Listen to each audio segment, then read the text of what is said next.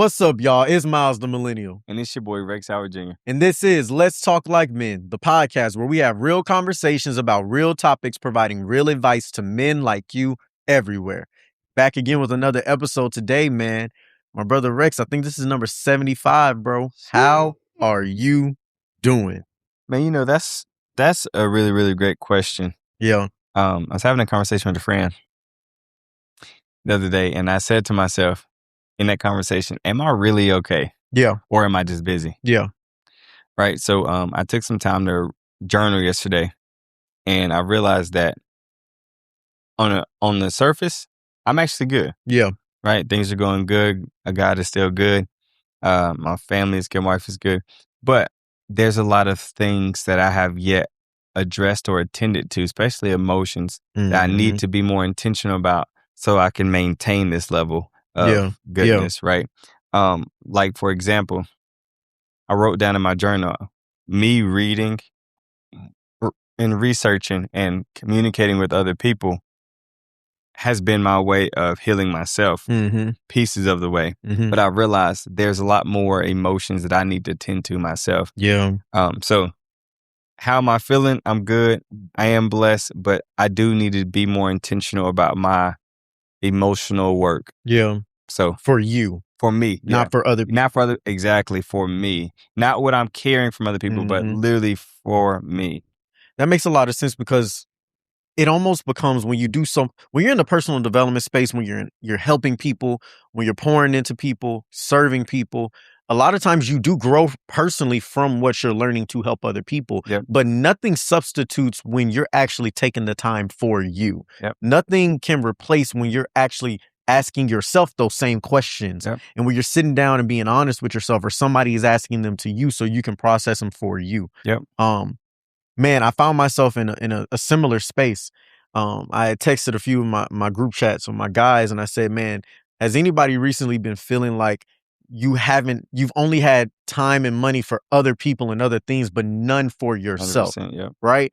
Everything that you've been doing, you've been accomplishing stuff, but you feel so burnt out because you haven't done anything for you. Yep. And this was like probably a week and a half ago that I felt this way. I was just like, man, I accomplished some big things that I've been working towards, right? I had been sacrificing a whole lot to accomplish these few things.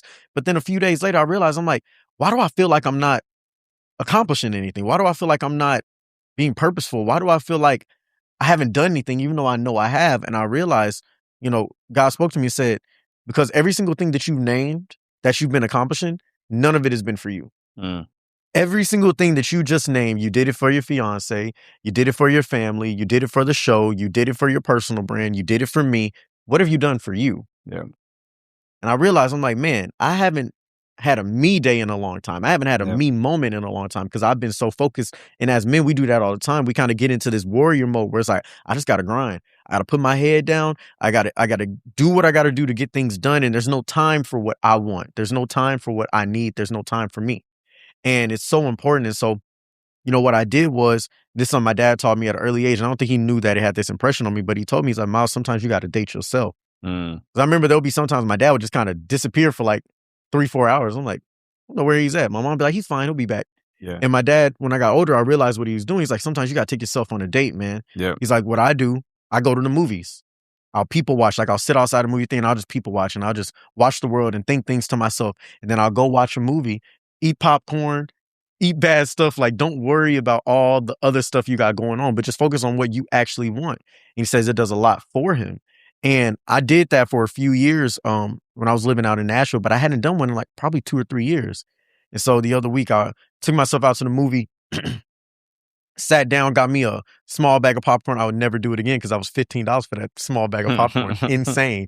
I snuck me some candy into the movie theater. I sat down and I enjoyed myself.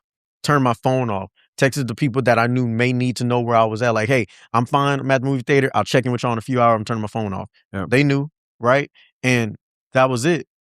And it did a lot for me, bro. And it recharged me. Just a few hours of me just saying, this is about you, Miles. What do you want? Yeah. Don't worry about anybody else and don't worry about anything else. What do you want? Go do what you want to do. It did a lot for me. Man, that's a blessing. So it seemed like we were both in the same season. Yeah.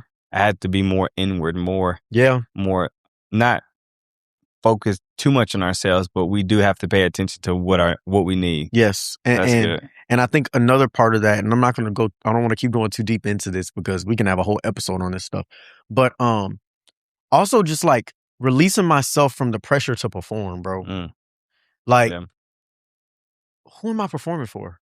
Who do I feel like I gotta show up perfect every single day for? Because God didn't ask me to do that. And every single way that I'm weak, God said He's strengthened.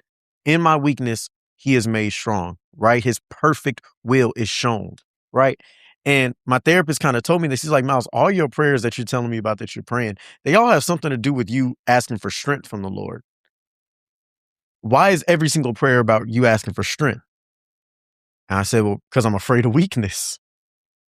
He said, but what does the word say? The word literally says, in my weakness. Paul says, in my weakness, His strength is made perfect. Maybe you need to ask for God's grace. Maybe you need to ask for God's presence to come meet you in the middle of your weakness. Because always praying for strength, that may be good to a certain extent, but sometimes you're running from an area of life that you're weak in and you're trying to perform your way into believing that it doesn't exist. And then you burn out and you're trying to figure out why. And then you're looking at God like, God, more strength, more strength, more strength. When God's not saying you don't need more strength right now. My grace is sufficient. Right? So that's good. That's very powerful, dog. Yeah. But yeah, let's move into the topic for today. This one is actually brought from a viewer of ours, from a woman of ours, a woman in the comment section. This is why we tell y'all to leave comments about topics that you want to hear, DM us, let us know what you want to see us talk about, because it just might make an episode on the show. And I'm going to read what she said, man. Here we go. So she said, can y'all do a topic on why men don't have the mindset to get married anymore? Or they just want to do relationship things without the relationship title? So, and she's saying it in general, or maybe in this new generation. We're going to attack it from today's men. Because everybody seems to believe that this is a new age problem. I'm not saying it isn't. I'm not saying it is. We'll get into that in the discussion. But we're going to attack it today. Why do men today not want to commit to relationships and to marriage, man? Rex, I want you to kick it off. What is your point number one as to why men today don't want to commit to a relationship and don't want to commit to marriage? Man, I've have so many random points. As I was sitting down thinking about this topic, wrote down a lot of things, so I think today is going to be a great time for us to popcorn. But number one is fear of failure. That's good. Right? So maybe you've dated. Matter of fact, I'm not even going to speak about them and speak about me, and then because I know I have a lot of shared experience as a lot of men, right? You date without the proper knowledge on how to date, on who to date. You just date because you're in school. It's close proximity. You like somebody, you see them often in class, you see them in the UC, right, in the CAF, and you see what you like. So you try to go have a conversation, and maybe y'all get to talking, and then maybe y'all get to dating, but you get your heart broken. Maybe you get your heart broken, and then the fear of knowing what that felt like, and then putting yourself back into a situation where you're too vulnerable, or you're sharing too much about yourself, about your life, about your emotions. You're exposing these people to your family, to your friends, to things that you love. And the thought that they could come into your life and leave or hurt you again prevents a man from moving forward. Now, he may still go out and date, but the idea of marriage or the idea of engagement can somewhat feel like a prison. Wow. Can somewhat feel like a prison. And that's just something that he's fearful of. An emotional prison, you mean? An emotional prison. Exactly. An emotional prison, because he knows exactly he knows exactly how it pained him and the cost that it had for him when he was dating in the first place. So I think one of the reasons, matter of fact, not the number one reason, but one of the reasons why man wouldn't want to move past the boyfriend-girlfriend stage is the fear of failure. That's good, bro. That's definitely good. I mean, we see this all the time, right? Dudes turn into, excuse our French, but F-boys, right? Playboys. They turn into them, and they always say, their origin story was when they were middle school, high school, college, whatever. They had this woman that they loved, and then she cheated on them. They had this woman that they loved, and then she broke their heart. She went for another dude, whatever it was. And then that kind of was their origin story to saying, man, I'm not doing this love thing. I'm not committing myself to this love thing anymore. And it's like you said, they may still get into relationships, but the thought of turning their heart over to somebody else fully It's too much for them to risk. Yeah. And so it becomes an emotional prison. That's really good. And do you also think that fear can play out the opposite way, where the fear of failure also comes from them knowing that they don't have what it takes, or not believing that they have what it takes to be the right type of man for a relationship? Yep, and that's an additional point. Okay, let's talk about that then. Yeah, that's an additional point. But before I say that, I heard a quote online that said, when it comes to relationships and love, it's the thought that this person could absolutely take advantage of you and break your heart, but trusting them enough that they won't. Right? But when it comes to what you just said, fear of not being enough. That's good. Right? The fear of not being enough.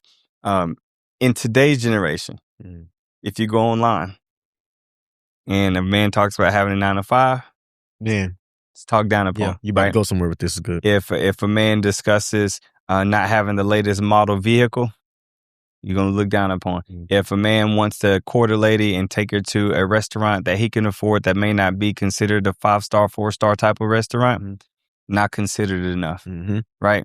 If he dresses a certain type of way that the world doesn't seem as to be fashionable or fancy, is not considered to be enough. Now, does it have a lot to do with identity? Yes. But when we are putting ourselves out in positions to date women with confidence, but we continue to be rejected because we're not enough, we don't make enough, we don't look enough, we can't travel enough, then that right there can make a man feel like he's not in position to date. So then what he tends to do is work hard. Okay, maybe if I get the job, I'll be enough.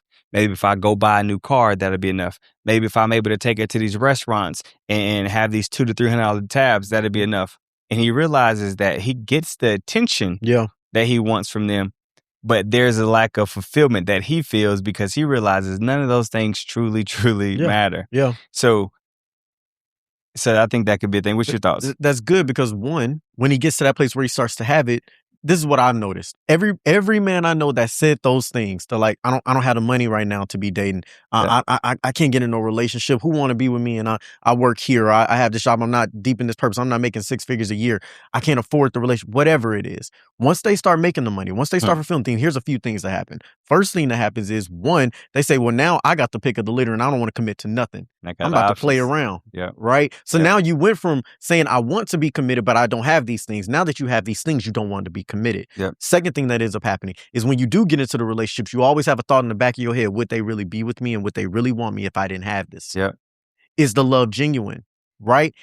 Third thing that ends up taking place is you end up getting into a space with yourself where you say, I'm not who I really am to them.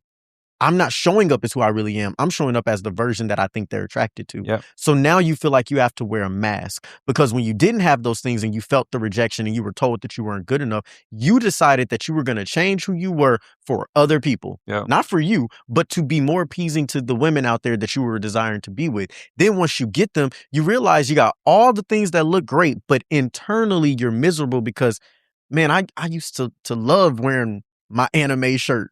I used to love being able to nerd out over my magazines or my sports. I used to love just being a guy that went to the gym and hooped or did whatever thing that you did. I like playing paintball, whatever it is. You don't do none of these things no more because society and women have told you that this is the aesthetic of the man that gets the woman that you want. Yeah. Go fit that aesthetic, and you threw away all the things that made you who you were. Yeah.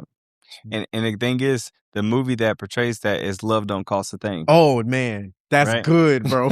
Hey, don't make me get right. No, your boy, what? Your boy grew up in middle class, lower middle class home.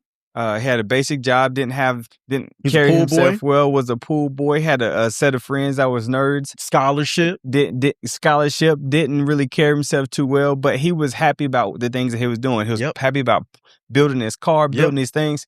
And then he meets a young lady. He wanted Paris real bad. You feel me? He meets a young lady that in his eyes was everything. Yeah. And she was everything that everybody wanted. Yeah. Right? And when she started getting that attention and she starts giving him different ways to change his swag and change his style and do this and do that, he started becoming something that he was never meant to be. Man. And when he became something that he was never meant to be, he then became unrecognizable to her, but he became very recognizable to everybody around him. That's good, bro. Everybody around him, until he realized that ultimately, I did all this to get the girl, Mhm. and now I got the girl, and Mhm. she's hooked. But now I have more options. Yep. Her best friends want him. Yep. Everybody in the school wants him. He's going on that beach trip. Yep. And, In the cave. Right. He gets caught up, and he realizes once he starts to lose everything that the only thing that truly mattered was the love. Yep. That's love don't cost a Love thing. don't cost a dog. thing. That's so good, bro. That's so good, bro. That boy, hey, I can't blame him though, because Christina Milian used to. When I was a young boy, yeah, I probably would have did the same thing, man. But you telling live and you learn. Live and you learn, And dog. as you become a man and you mature, you learn from those mistakes that you made growing up. I hope that you're learning from the mistakes that you made growing up. When you did everything to fit in, when you did everything to be liked and desired by that girl, and you realize that stuff never made you happy, it's not going to make you happy now. And I think that's the interesting part, is people aren't seeing the pattern. You're trying to do the same things that you did when you were a teenager to fit in, and you're doing them now. But now, when you were a teenager, it was playing sports. Okay, well, I'm gonna go be an athlete because everybody likes the athletes. Yeah. I'm gonna go get swole. I'm gonna go this. I'm gonna wear these type of shoes because that's what everybody's wearing. Now, what it is I gotta drive this type of car. Yeah. I gotta make this type of money. Yeah. I have to wear this type of clothes. Like, it's the exact same stuff. I gotta talk this type of way. I gotta read these type of books. You'll do anything to fit an aesthetic. You'll do anything to fit the checklist that the women that you desire have. And then you think that when you get there, that's going to make you worth it. There was this conversation that was going on social media, and it happens all the time, where people, often talk about, like, should a man who is broke wait to date? And I always find it so interesting, the responses that you see. Yeah, 100%. I want to ask you, before I even go into what do you think about that? Should a man who's broke wait to date? No. Okay, we're on the same page. And why? Bro, listen, when the crazy thing is, I met my wife in 2022. Mm-hmm. In 2022, I made $24,000. Bro. $24,000 that year. Yeah. Right? So, because this is what tends to happen. One of my guys is in that situation. He was like, bro, I'm not in a position financially to date. Mm-hmm. It's not until I get X, Y, and Z. Now he just finally got into a good job. He's a 6-figure earner, and now he's having a hard time. He was like, now I don't know who want me or for my money. But come on. Right? So when you are dating, now mind you, should you be dating or trying to date when you don't have a job and you're living at home? Yeah. And you're depending on your parents to do everything for you? Yeah. Then you're not in the best position. Yeah. But when you are focused on something, you got a job, you're ambitious, you have just your resources. Building. You're in your building season. Yeah, exactly. You are building. Then I think it is important to date during that season, because the person that you're connected to, they're not with you because you're bread. Come on. In fact, the fact that you don't got bread really challenges them. Man, how bad do you really like me? It really challenges them. So I remember having a conversation with my lady, and she was just like, she said, I remember God convicted me and telling me, you're not dating the money, you're dating the man. Wow. Right? And that changed her perspective. And now here we are 4 years later in a completely different position. Yep. Because of the sacrifices. And I don't have to think about, is she here with me because of my bread or because of this? Because when I met you, I was only making $24,000. That's so real, bro. Fellas, hear me and hear me clearly. If you are in this place where you're building, you're in a sacrificing season right now, you don't have all the money in the world, you don't make a lot of money, you don't necessarily got a bunch to splurge. The 3 things that are going to take you to another level in your dating life, and why you don't need to be waiting to date, if you have an honesty, is going to take you far. When you show up and you're real, hey, look, this is what I can do. And you say, hey, I'm not going to be the guy that's going to be able to take you on the luxury dates all the time. I'm not going to be the guy that we can go on a date every single weekend and we can go on different trips. That's not the season that I'm in right now. I can become that guy in time, but I'm not that guy right now. That's going to help you, one, because it's going to weed out the people who can't see what you got inside of you. That's going to weed them out right away. 2, being somebody that does know how to be adaptive and ingenious with what they do have. One thing that Rex always has impressed me on, and I said this to Diamond a few weeks ago, I said, bro, Rex is the most thoughtful person I've ever met in my life. I've never met a man nor a woman more thoughtful than Rex. And I remember some of the stories that you would tell me, even when you were in college, you didn't have money, ways that you would find to be able to still make a woman feel special when you didn't have no money. Like, there are so many things that you can do, bro, that don't cost money, that I promise you will sweep a girl off her feet. The right girl. Now, don't go for the materialistic woman. If you don't know how to choose a woman that can see you for who you are and can appreciate the small things, then this isn't going to be for you because you want a materialistic woman. That's your fault. Go pick a woman who wants you for you, and I promise you, she will love the way that you show up for her, the thoughtfulness that you have. And then 3, be a man that has a vision and is executing on it. If you can be a man that has a vision and is executing on it, she can believe in that. You said that Gloria said, God convicted her, said, you're not dating the money, you're dating the man. Why is it that God says that about it? Because if you're with the man and he's submitted to me, money is nothing for me to be able to give him. I will develop him into a way that he will be able to provide everything that you're seeking.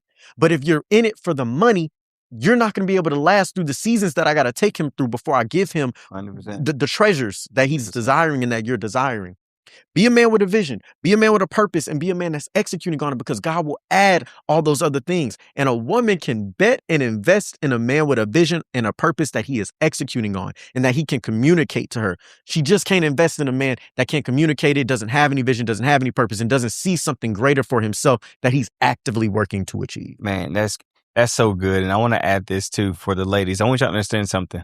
Now, some of y'all may watch this clip, listen to this, and you may say, well, what about when I'm in my 30s or I'm in my 40s? Is it going to be the same? Right? All the principles are the same. Yep.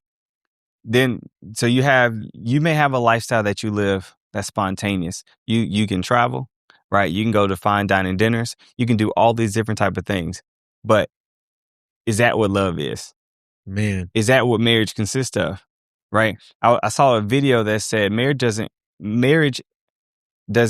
created to make you happy. Happiness is a byproduct of a healthy marriage. Yes. Right? Being able to splurge and having these material things isn't the thing that makes the marriage happy, makes the marriage good. It's a byproduct of you guys stewarding your finances in a proper way.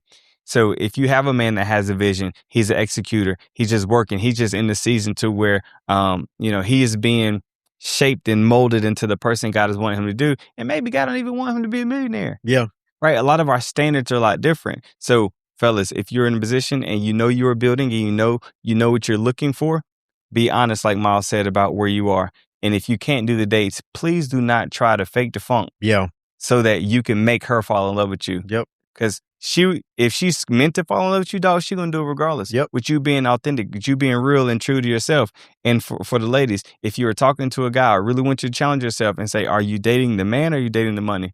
Are you wanting to marry the man or you want to marry the money? Because majority of the time, especially as a marriage counselor, what I see is when you're dating the money, the minute his money doesn't look the same that it used to look, you're out. You're out of there. And that's what makes a man have a fear of failure, also feel like he's not good enough. And so now when he has options and now the man that you absolutely want that doesn't want to choose you because he has X, Y, and Z, that's when you get into a pickle. That's so good. And when you're talking about that man versus the money, evaluate the man. Yep. Don't evaluate the pockets. Yep. Evaluate the man and say, when I look at him, if I were to look at him and didn't know his bank account situation, would I think that this is a man headed towards wealth or would I think that this is a man headed towards poverty? 100%. When I see his daily habits, when I see the way he communicates with the people around him, when I see the way he carries himself, when I see the way he decides what's good for his life and what isn't good for his life, do I see discipline or do I see irrationality? Do I see consistency or do I see inconsistency? Do I see purpose and fire and vigor or do I see laziness and a lack of vision? Yep. Evaluate the man and remove the pockets from it because I promise you, if all those things are there, money is coming his way. And when it hits him, you're not going to ever have to worry about money. Yep. Money will be the least of your concerns with a man like that because you have a man that's going to find a way. You have a man that's going to ship because what happens when God comes onto him in his life and says, hey, you know what? I want you to walk away from that job that's paying you $200,000 a year. Yep. I got something else I want you to do. Yep. If you're there for that money and that money is what gives you the identity in that man, you're not going to believe in that purpose that God is calling him towards. You're going to be like, what you mean? I didn't sign up to lose my stability. Yep. Next thing you know, God is taking him somewhere that's going to lead him to millions. Yeah. But you were so focused on the comfort of the 200,000 that you couldn't see the purpose in that man. Yep. What if God says, you know what? I want to use y'all for a total different purpose. I'm going to supply all y'all needs. It's not going to be the world that's going to supply y'all needs. You may not have all these worldly things no more. Would you be willing to give it up if God said, hey, follow your husband? Most won't. Come on. Most won't. All right, let me go into my point one because, man, we rolling. Yapping, dog. For sure. Man, my point number one, why men today are choosing not to commit to marriages and relationships, right? Why are women seeing this? The reality of it is there are men that are absolutely committed. The men you're choosing aren't. Yeah. The men you are choosing to get in relationships with, the men you are choosing to take serious and date extensively, they're the ones that aren't taking it serious. You want to know how I know it to be a fact? Me and Race came up in a frat where everybody's playboys. Yep. In the last year, we're between the ages, for those of y'all who don't know, we're between the ages, all the people I'm about to talk about, all between the ages of 27, 28, and 33, 34.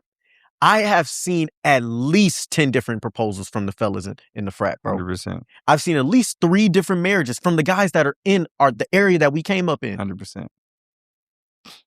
Yeah, and these are guys that could have women if they wanted to. These are guys that are very successful. The guys that y'all desire and are looking after, that y'all look at and say, man, I'm hot. No, these are those type of guys, bro. Me and Rex are prime examples. We walked away from that type of lifestyle. And I'm engaged and he's married. There's men out here getting married. There are plenty of men who are choosing to go for long-term relationships, but the men you're choosing to entertain aren't. Yep. The men you're choosing to continuously date, even after he's shown you that he's not ready for that yet, Yep. they aren't. Yep. At a certain point, you have to sit there and ask yourself, who am I choosing? I didn't say who you're attracting, because one thing that I think we take far too serious is the statement of, whoever you are is what you're going to attract. Like, sure, to an extent, who you are is what you're going to attract. But honestly, when people see a person that got purpose, when people see a person that got vision, an attractive woman, attractive man, whatever, everybody's going to want that, including the people who aren't ready. The difference is, who are you choosing to engage with? Yep. Right? I may attract, look, sweetness attracts flies just as much as it attracts bees.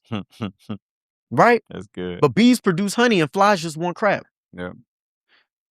If I'm sweet, it is what it is, bro. If I'm attractive, it is what it is. All different types are coming my way. So I'm not blaming you because you attract men who aren't on that type of timing. Yeah. What I'm saying to you is this: who are you choosing? Because a lot of times you've come across a guy that was serious and you turned him down. Yep. He showed you what he was on. And for whatever reason, you chose that you didn't want to be with that man. But then when he gets married, you see him, the way he treats the woman that did decide to give him the yes. Now you're sitting there saying, what's wrong with me? Why didn't I messed up? Don't do that to yourself. Yep. Value the man that values you. Yep. Choose the man that's choosing you. Yep. Stop going for the men who only want you when it's after 10 o'clock at night. Yep. Stop going for the men who only want you, but they'll never show you off publicly. Stop going for the men who always want you in the dark, dim corner of the room, or only want you to come out to the bar in the section where there's some alcohol around. Yep. If you stop choosing those men, you might get a different result. 100%. 100%. And a majority of the times, if you ask yourself, in the process of dating ladies, is the man that I'm pursuing, or the man that's pursuing me, does he want to be a husband? Does the man that's pursuing me, does he have a healthy relationship with his past? Mm-hmm. Is the man that's pursuing me, does he even talk about different ways that I'm included in his future?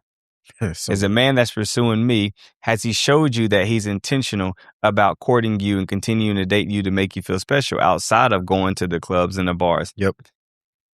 What else does he do with his money? Man. Right? Other than splurge. Because mind you, we all want that lifestyle. Yeah. Right? We all want to be able to not count the cost, swipe the card. Yeah. You know what I'm saying? Have confidence in that nature. But what happens when it's just you and him and y'all sitting at the dinner table and y'all having a conversation? Where does the conversation go? Is he talking about what's going on in sport in the world? Is he talking about what's going on social media? Are y'all just there scrolling? Or are y'all actually able to have some meaningful conversations? Yep. Do you feel safe in his presence? Yep. Right? Or do you just feel safe because his stability and his money? Mm-hmm. Does he make you grow closer to Christ? Does he pray for you, pray over you? Like, what are some things that you are sitting in front of? Yep. And if you can't answer yes to any of these questions, then you know for a fact you're not dating for love by any means. Come on. You're either dating because you need help. Yep. You're either dating because you want to maintain an image. Yep. Or you either dating because you've been influenced by friends or by social media that this is the type of person that you need to date. Yep. But none of those things produce fruit. That's so good, bro. That's so good.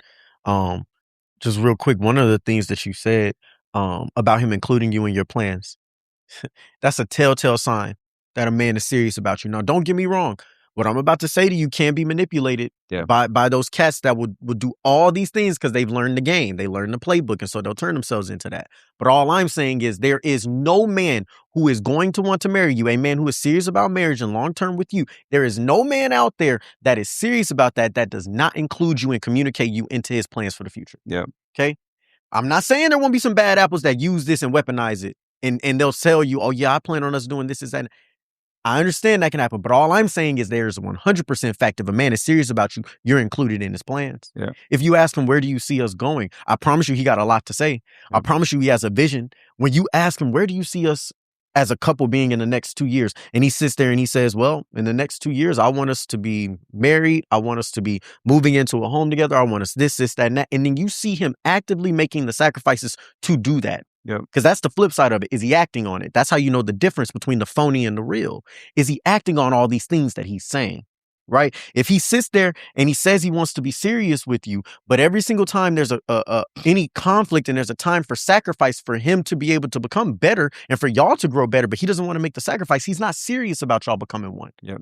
Because a man that's serious about marriage, he realizes the areas where he's short. You said it in the last episode. You have to have a conversation with yourself as a man and be honest and say, where am I falling short on who I want to become? Yeah. Okay, I don't have self-control. My anger, my this, my that. Okay, if I'm so serious about us getting to marriage, I can't stay the same. I have to work on this. Okay, let me communicate a little bit different. If you see those things, he's serious, you'll know. That's a key way. And that's good. That's actually really good. Yeah. Let's go on to your next points, man. Absolutely, man. So next point. Man, and one reason why a man may not want to go to marriage is because he has negative thoughts and feelings about marriage. Yeah. Right. But typically your thoughts and feelings be based around what you've been exposed to. Yes. I said this on an earlier podcast. I had a group of guys leaving college. It was 5 of us. We started a group message and we was in a book club together reading books. One of the books we read was on marriage. Mm-hmm. And so we had a group conversation about like, hey, when do y'all plan on getting married? Majority of the guys in the group said, I don't plan on getting married. Yeah. Daddy wasn't married. Or my pops got married and he got divorced. It got real ugly. What's the whole point of marriage? Marriage is just a piece of paper. Mm-hmm. Like these are the things that they've been hearing, but these things that they've been exposed to, and they've never seen anything fruitful come from marriage other than pain, other than divorce, other than chaos and a whole lot of money being spent. Yeah. They didn't get exposed. We didn't get exposed to a lot of healthy marriages. So it's just like the idea of marriage seems like it's great for other people, mm-hmm. but it just don't seem like it's a thing that I want to do. Mm-hmm. So this person may be fit for marriage. He may be handling his job. He may be able to provide the safety. He may be able to be very present, have the conversations. And he has a young lady that wants everything that has to do with him. Yeah.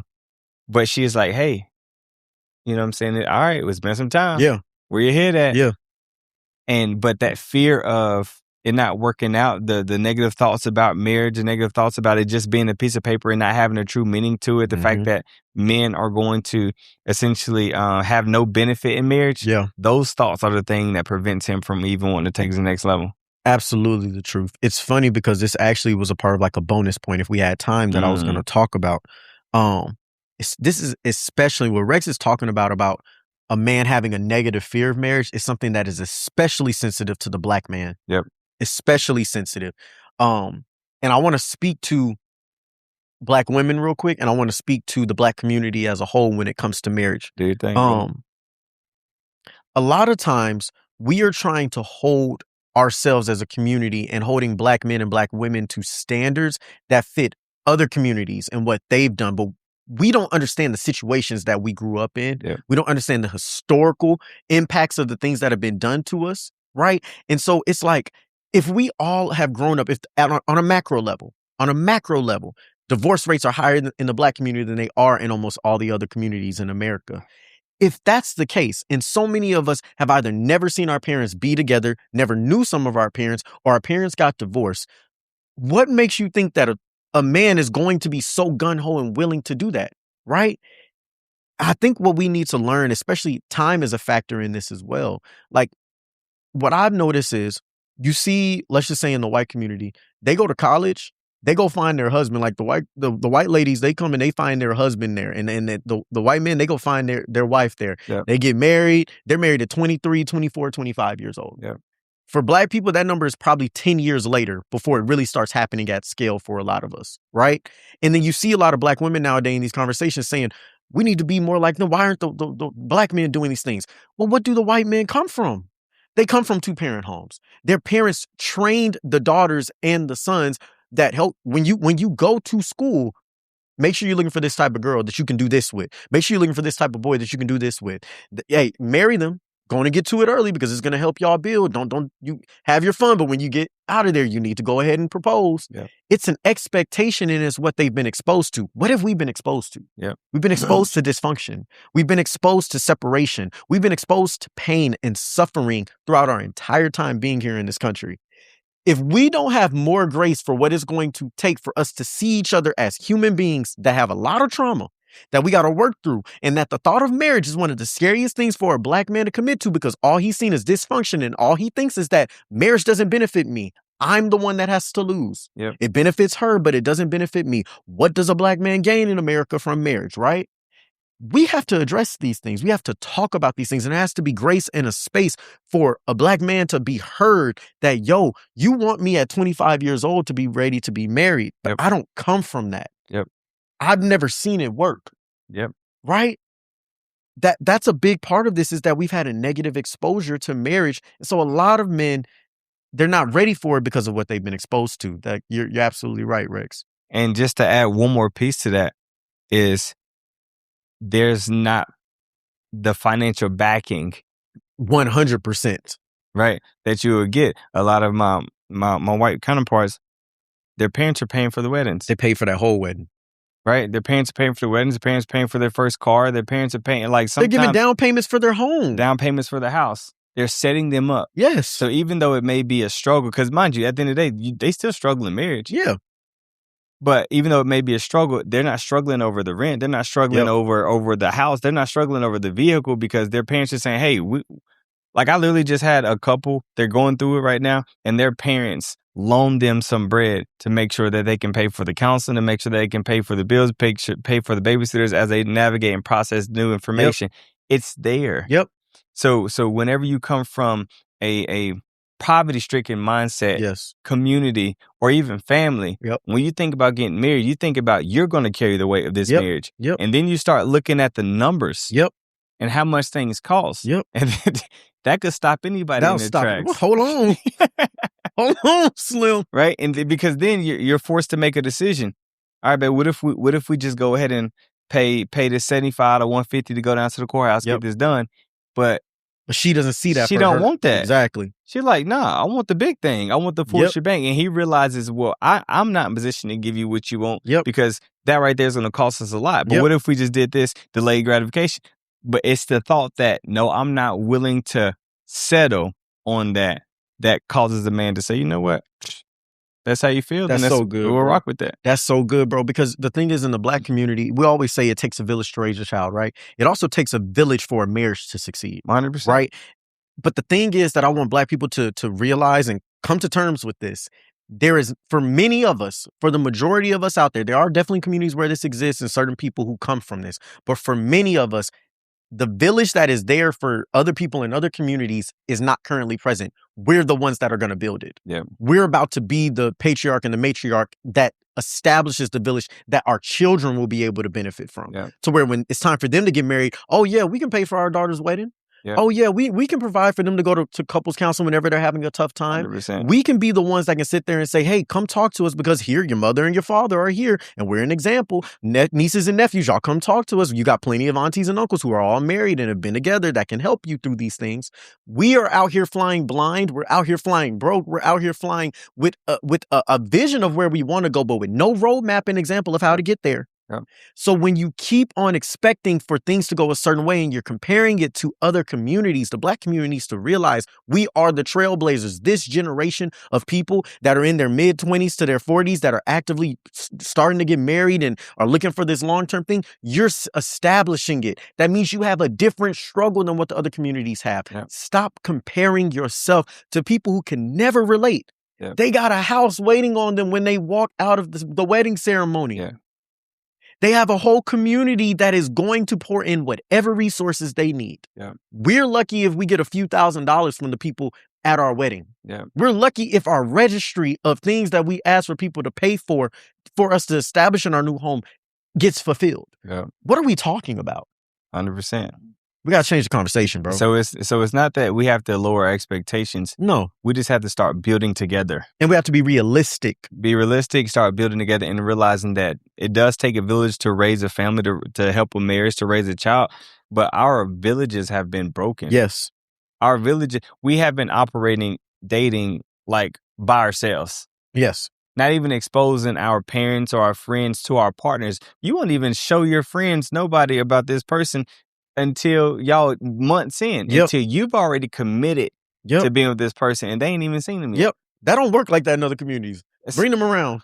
Let me feel him out. 100. And if dad says, you get a sense for it early. Because mind you, if you think this guy's going to marry you just based off what he's telling you, but you ain't never exposed him to nobody else that got some wisdom and discernment, then you lost in the sauce. Yep. But if you bring him around some people, have your friends or the guys in your family, the uncles, pull them aside and ask them his true intentions, they'll be able to see right through him. Yep.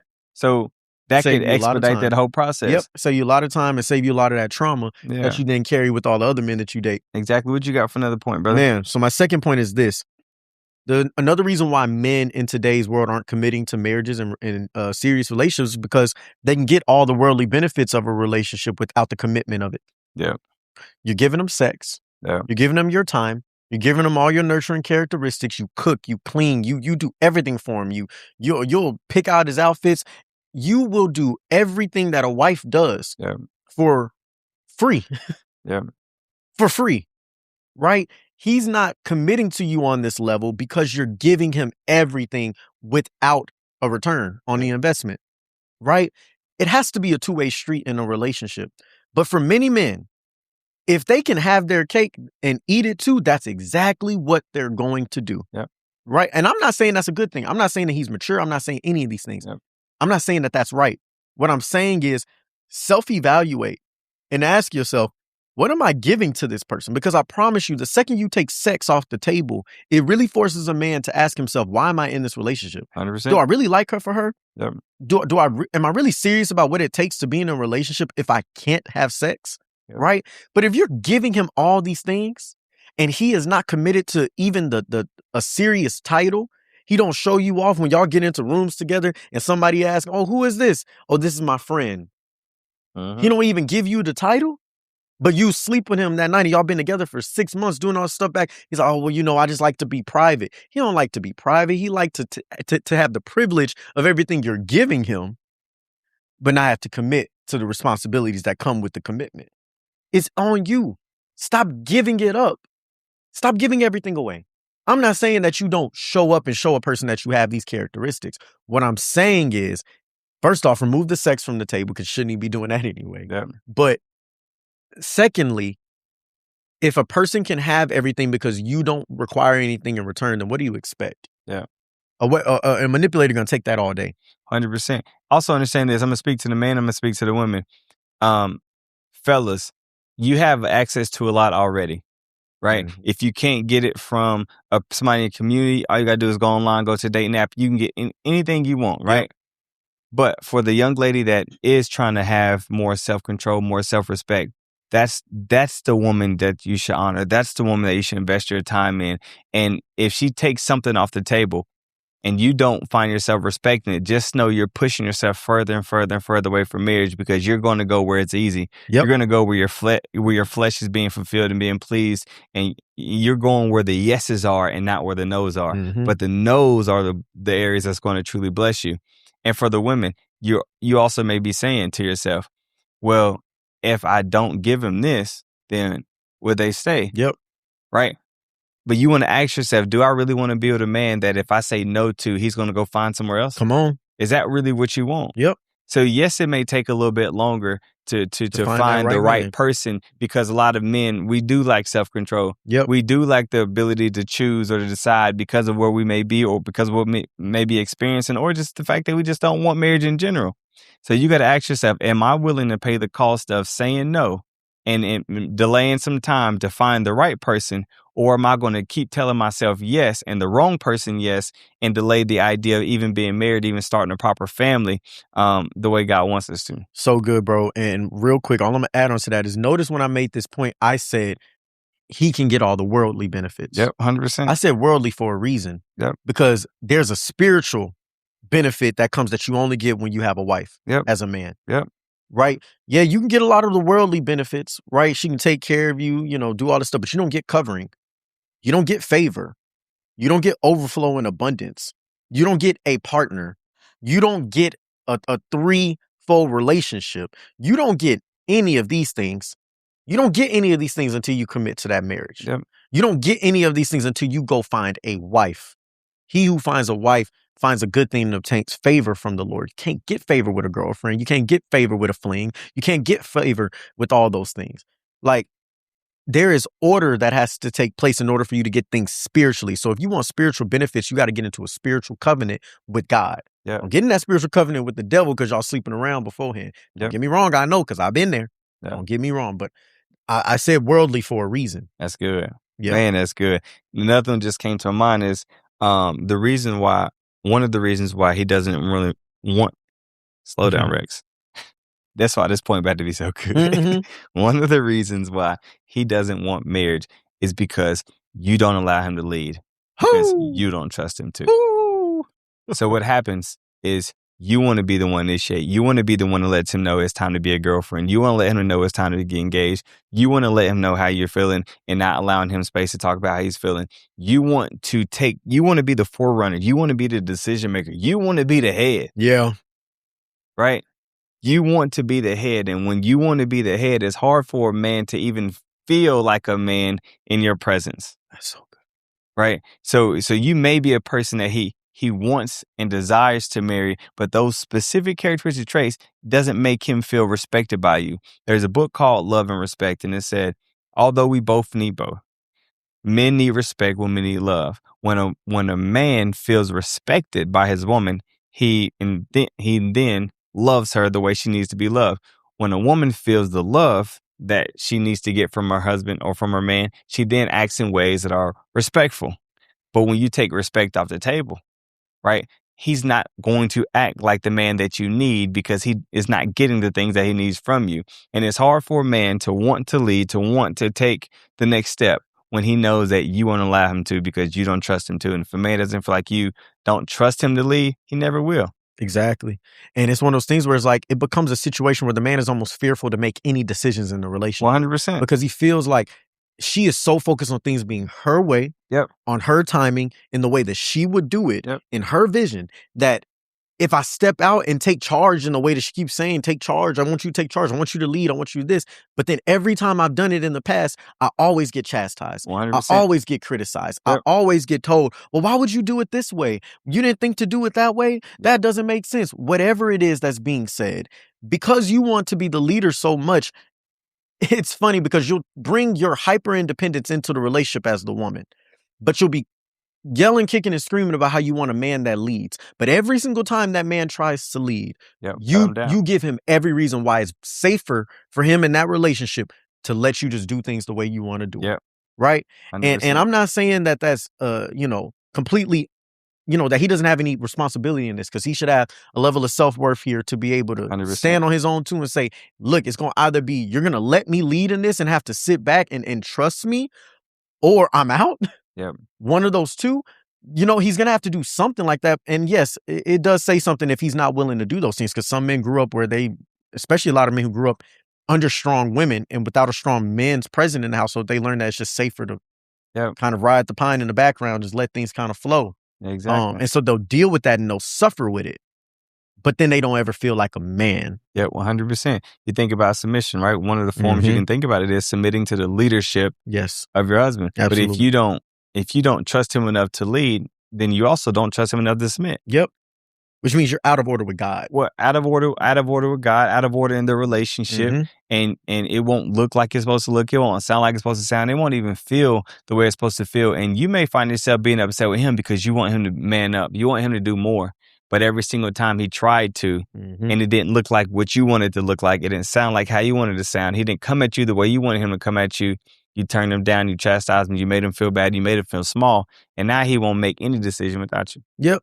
And one of the ways you know that you're this type of woman that is constantly taking the lead and you're not the type of woman that really gives your man the space to lead, a lot of y'all are going to sit here and say, but I tell him these things. It's not what you say, it's how you say it, right? The difference between a woman who lets her man lead and knows how to get the best out of her man and the woman who just says what she wants to say and thinks that it's supposed to result in what she wants it to result in is this. When you talk to him about the ways that you need him to show up, how does he respond to that? Does he always feel less than? Do you see him shrinking in his shoes? Do you see him when he comes out of this being less confident in himself? Yep. If you were to hear what you said to him in the same tone that you said to him, I want you to ask yourself, does this sound like praise or does it sound like criticism? Yep. Am I calling out the best in him or am I completely shining a light on all the things that's the worst in him? Yep. Do I spend more time criticizing him than I do talking him up? Yep. When I speak about him to other people, do I have more complaints about the man that he is or do I have more praise about the things that I love about him? Yep. Take an assessment of the way you communicate to him and about him. And I promise you, you're going to see very quickly, oh my God, how could anybody grow with the way that I talk about him? Hard to. It's extremely difficult. And you're expecting this man to basically put aside him being a human being in order for him to be a husband. But I'm sorry, you don't get one without the other. Yes, he's your husband, but he's a human being before he was ever your husband. He has emotions, he has feelings, he has fears, he has all these things. And you have to talk up. Good wives know how to talk up the king and their husband. Yeah. They don't talk down to the peasant. Yeah. We don't even talk about the peasant.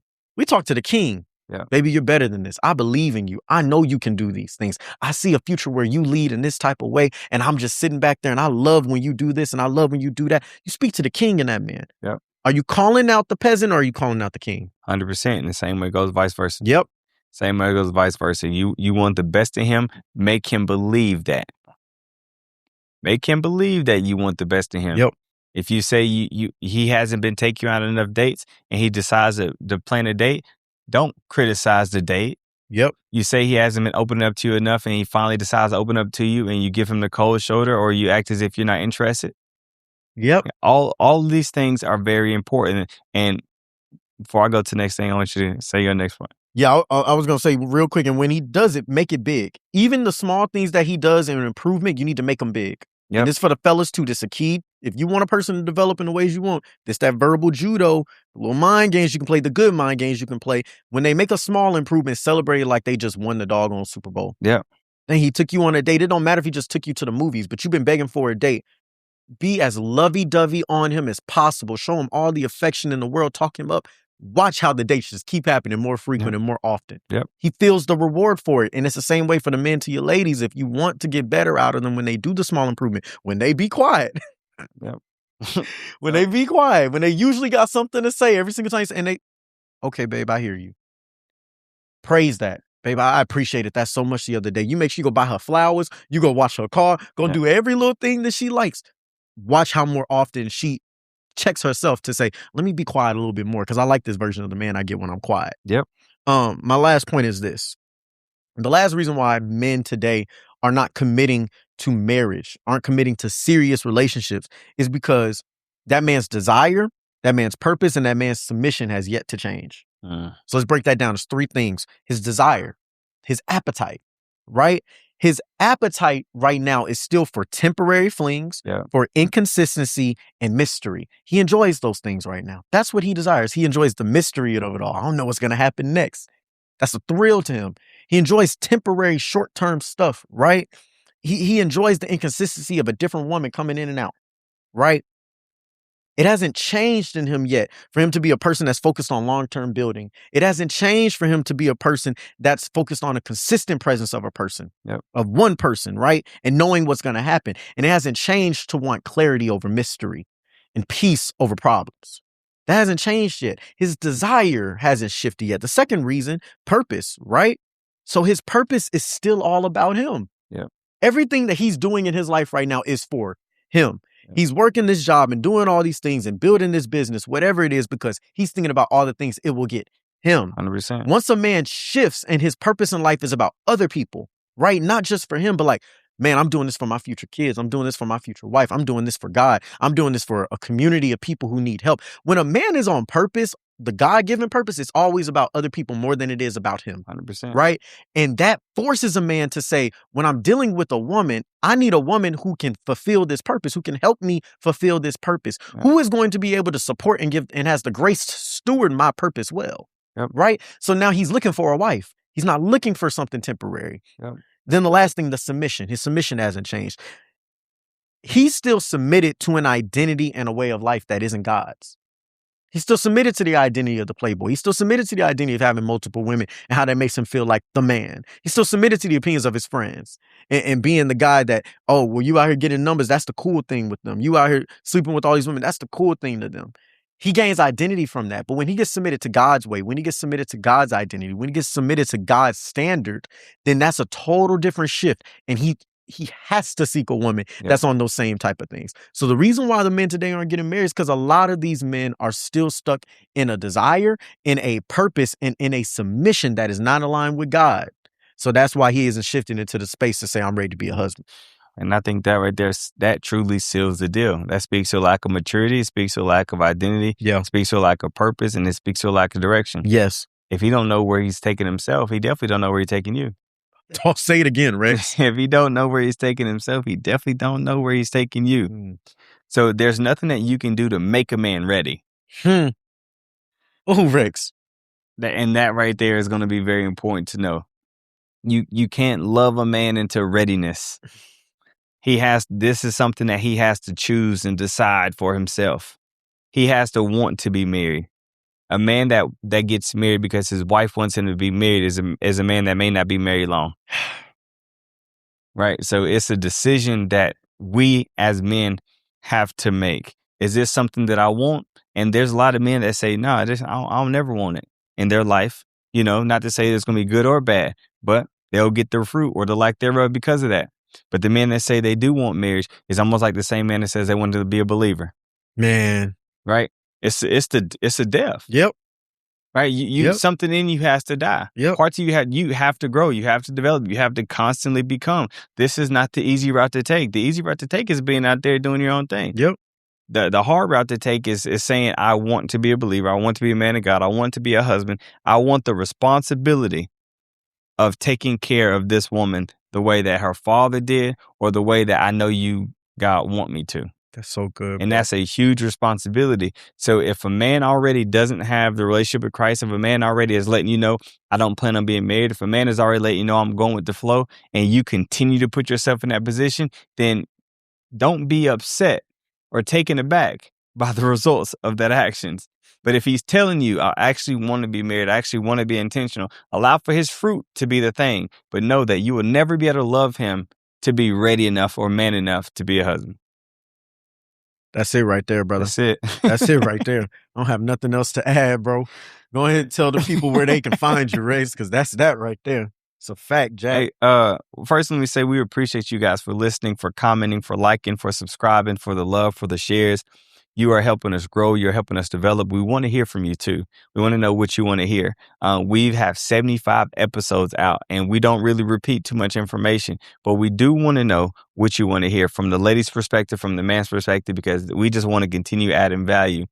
But if you are looking for me, you can find me on Instagram at I am Rex Howard Jr. for your day-to-day advice on personal development, on relationships, on love, and just creativity as in stepping into, what do you call it? Husbandhood, right? If you're looking for counseling or coaching for personal development, for your relationship, for intimacy, for communication, or even you just want to navigate some trauma to actually get to the core root of why you think, behave, and feel the way you do, then you can go to resolvecc.com and book a session with me. And the people that have reached out in the past 2 weeks, think about five to seven clients from the podcast. Greatly appreciate you, and I hope that the work that we're doing is valuable. So good, man. Yeah, this is episode 75. That means we have 25 left before we get to 100. Y'all, we need to be at 100K before 100 episodes. Let's do it. That puts us right on track for the end of December. Before the end of this year, we need 100,000 followers. So you make sure you are sending this to your friends, your family. I have had 2 different people, Rex, come up to me in the last week around the city of Houston. I was like, I know you from somewhere. you on Instagram, you on a podcast? I'm like, yeah, I got a podcast. He said, oh yeah, and they all say the same thing. The ladies and the women, ladies and the men, they all say, man, I be sharing it with my Yep. friends. Keep sharing it, y'all. Yeah. Let people know that there is a space for men to grow. There's a space for men to be heard. There is a space for men to be seen and to truly become the men that God has purposed them to become. We appreciate y'all so much. All the things that we've talked about today, they've been about a shift, right? A shift that a man has to make in order to be a husband, a shift that a woman has to make in order to be the type of woman that can steward a husband well, right? These type of shifts require an identity change. If you know that you're a part of an organization that can use this type of building and growing, you know you're a part of a school, you're a part of a community, and you know they need an identity shift to be able to achieve the goals that they want, not just in being a husband or a wife, but in being better students and being better at their careers and achieving the goals that you have set as an organization for the year. I want you to go to milesthemillennial.com. That is Miles with a Y. And I want you to book a free form, submit your form, book a free call with me so we can talk through the needs of your organization and talk about how we can do an identity shifting workshop, an identity shifting keynote, an identity shifting motivational speech to be able to come in and take you guys to the next level. Yep. This is Let's Talk Like Men, the podcast where we have real conversations about real topics and give real advice to men like you everywhere. And we will catch you guys next week. See you next week.